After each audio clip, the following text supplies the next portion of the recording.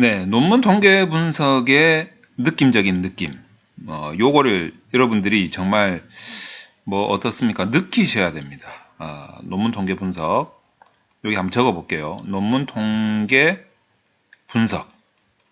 자, 여러분들이 이제 양적 연구라고 많이 표현들 하죠. 통계 분석을 통해서 여러분들의 논문에서 제기된 연구 가설을 검증하겠다. 자, 요러시는 분들, 이분들이 선택하신 그 분석 기법이 통계 분석이란 말이죠.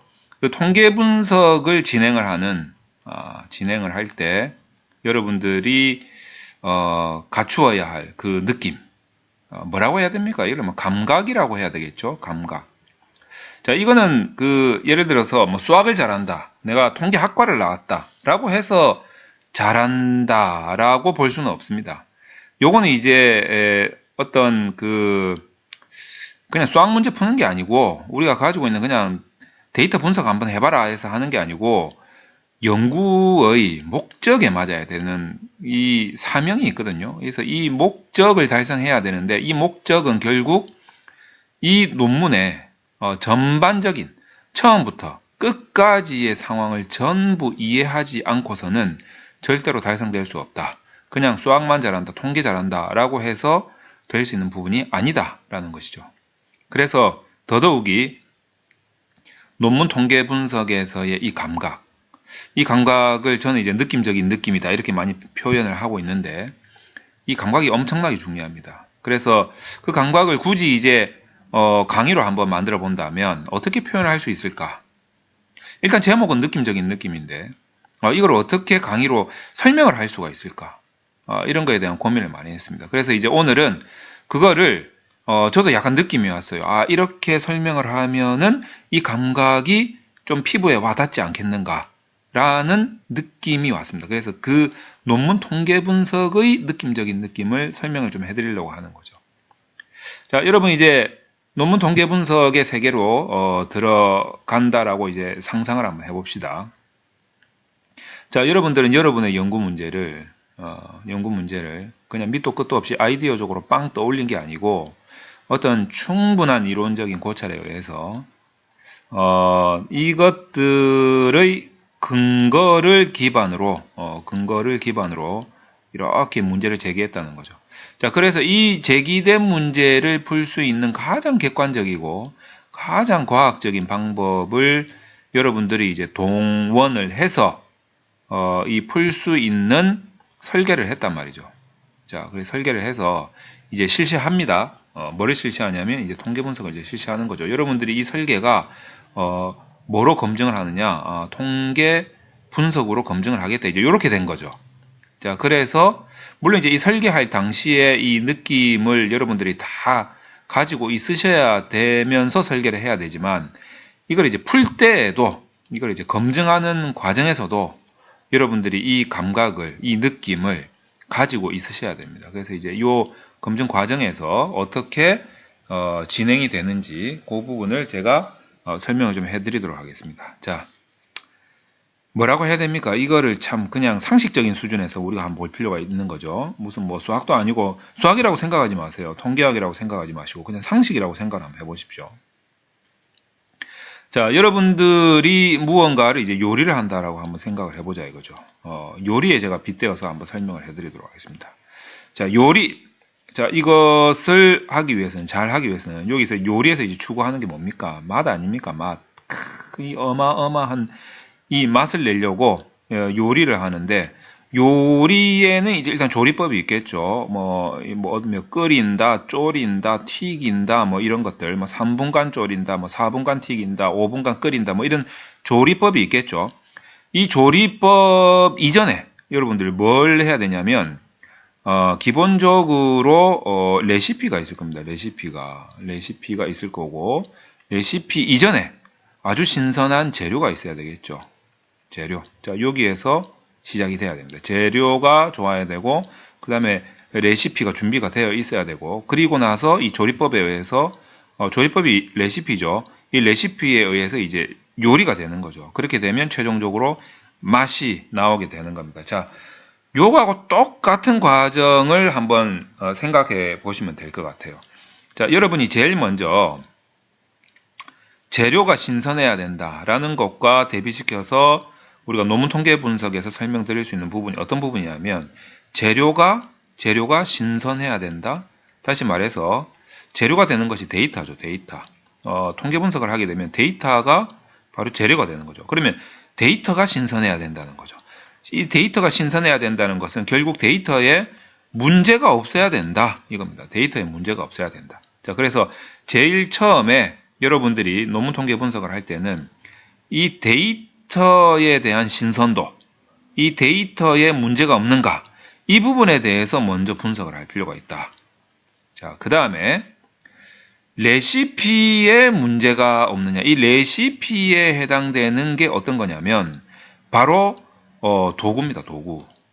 이 레시피에 뭐 이런 것들이 있겠죠. 무슨 뭐 쟁반이 있어야 되고 그 다음에 뭐 숟가락이 있어야 되고 뭐 국자 같은 게 있어야 될 거고 그 다음에 이제 조미료 같은 거를 넣어 가지고 여기 넣을 때 물이 몇 프로 뭐 이렇게 70대 뭐 고춧가루 30 뭐 이런 식으로 이제 레시피가 있을 거 아니에요. 여기에 각종 도구들이 나온단 말이에요. 조미료라는 도구, 그 다음에 뭐 국자, 냄비, 후라이팬 이런 도구들이 들어간단 말이죠.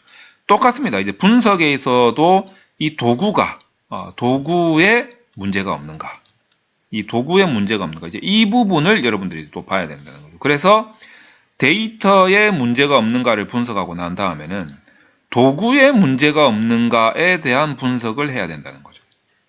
그리고 나서 요리를 해야 된다는 겁니다. 그리고 나서 이제 요리를 해야죠. 이 요리가 뭡니까? 가설 검증이라는 거죠. 가설 검증. 자, 그래서 이때 이 가설 검증을 해야만, 이렇게 해야만 이 가설 검증도 잘 해야겠죠. 그렇게 해야만 가설 검증에서 제대로 된 결과가 이 뭐겠습니까? 맛이겠죠. 이렇게 나온다라는 거죠. 자, 그래서 저는 여러분들한테 이 느낌적인 느낌을 이렇게 요리에 빗대어서 한번 설명을 드리고 싶었어요. 그러니까 요리를 할 때 이 재료가 신선해야 된다. 재료에 문제가 없어야 된다. 이게 바로 데이터에 문제가 없어야 된다. 이 부분을 분석하셔야 돼요. 그 다음에 레시피에 어떤 내 레시피를 만족시킬 만한 도구가 다 준비됐나? 그 이제 도구에 문제가 없어야 된다는 거죠. 자, 그 다음에 요리를 잘해야 된다는 거죠. 3분간 끓인다, 뭐 5분간 튀긴다, 이런 것들. 이 가설 검증 잘하면 제대로 된 맛이 나오겠죠. 그게 바로 분석의 결과다. 이렇게 설명을 드리면 딱 그 느낌적인 느낌이 논문 통계 분석의 통계 분석이라는 그 진행 과정, 이걸 이제 좀 유식하게 영어로 뭐라고 합니까? 로직이라고 하지 않습니까? 로직. 이 로직이 아주 잘 감각적으로 설명이 될 수 있겠다. 이런 생각이 갑자기 떠올랐어요. 그래서 이렇게 지금 설명해 드리는 거죠. 자, 그렇다면 이제 또 하나씩 한번 짚어봅시다. 짚고 넘어가야 될 게 있죠. 자, 데이터 문제를 분석한다. 뭘 분석할 거냐? 도구 문제를 분석한다. 뭘 분석할 거냐? 가설 검증을 어떻게 분석할 거냐? 이제 요런 부분이 이제 세세하게 남는 거죠. 자, 그래서 먼저 이렇게 한번 땡겨 오겠습니다. 데이터에 대한 분석, 뭘 할 거냐? 뭐 적어도 이제 뭐 이런 것들이 되겠죠. 결측치 있나 없나? 요 처리해야겠죠? 그 다음에 정규성 같은 거 확인해 줘야겠죠? 정규성 같은 거 검사해서 확인해 줘야 되고, 만약에 정규성에 문제가 있으면 이상치가 있다는 소리잖아요. 그러니까 이상치 같은 거 또 처리를 해 줘야겠죠. 자, 요런 작업들이 선행되어야 할 것이다. 자, 그 다음에 도구에 대한 부분은 어떻게? 자, 도구에 대한 타당성 문제 제기되겠죠? 타당성 문제 어떻게 처리할 것입니까? 자, 요인 분석으로 많이 처리를 하죠. 그 다음에 도구의 신뢰성 부분은 어떻게 할 건데? 자, 도구의 신뢰성 부분은 뭐 신뢰도 분석 이런 것들을 이용해서 많이 처리를 하고 있죠. 뭐 이런 것들입니다.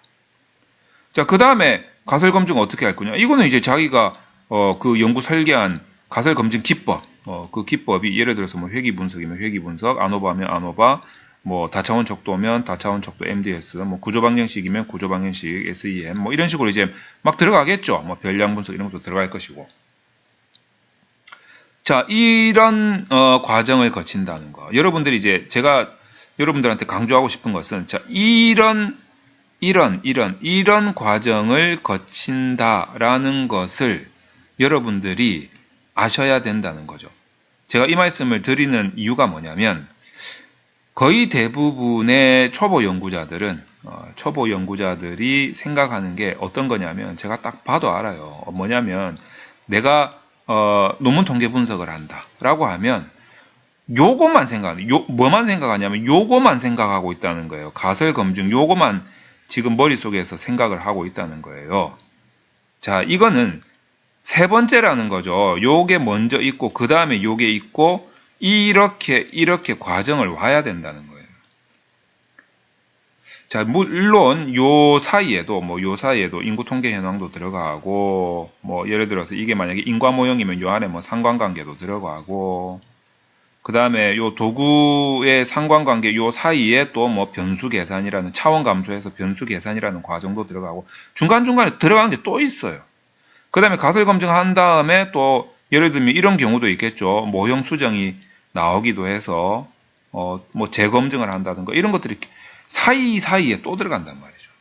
크게 봤을 때 1단계, 2단계, 3단계의 로직을 가지지만 사실상 이 사이에는 인구 통계 현황 분석 또는 무슨 기술 통계 현황 분석, 그 다음에 변수 계산, 이제 차원 감소가 돼서 변수 계산, 그 다음에 상관관계 분석, 여기서 또 기술 통계 분석 들어갈 수도 있고요. 그 다음에 가설 검증하고 모형 수정을 할 수도 있고요. 그러니까 여러 가지의 중간 단계들이 사이사이에 들어가면 최대 7단계, 8단계까지도 갈 수 있다는 거죠. 그럼에도 불구하고 초보 연구자들은 오로지 논문 통계 분석이다 하면 오로지 가설 검증 하나만 지금 생각을 하고 있다라는 그 문제점을 제가 지적하고자 하는 것입니다. 가설 검증은 굳이 시간으로 따진다면 예를 들어서 이 모든 단계가 예를 들어서 시간이 한 10시간이 걸린다고 치자 이거예요. 그냥 계산하기 쉽게. 가설 검증은 그냥 한 4, 50분밖에 안 걸려. 그냥 1시간. 나머지 9시간은 다 앞 단계에서 해야 될 이 수많은 과정들의 소요가 된다라는 거죠. 여러분은 이 1시간만 하면 다 끝난다라고 생각하면 정말 착각이다 이렇게 말씀드리고 싶은 겁니다. 앞 단계에 넘어야 할 산들이 많다. 이 부분을 제가 설명을 드리는 거예요. 이 감각을 이 느낌적인 느낌을 여러분들이 느끼셔야 된다는 거죠. 논문 통계 분석을 할 때는. 그래서 이 부분을 정말이지 강조해 드리고 싶습니다.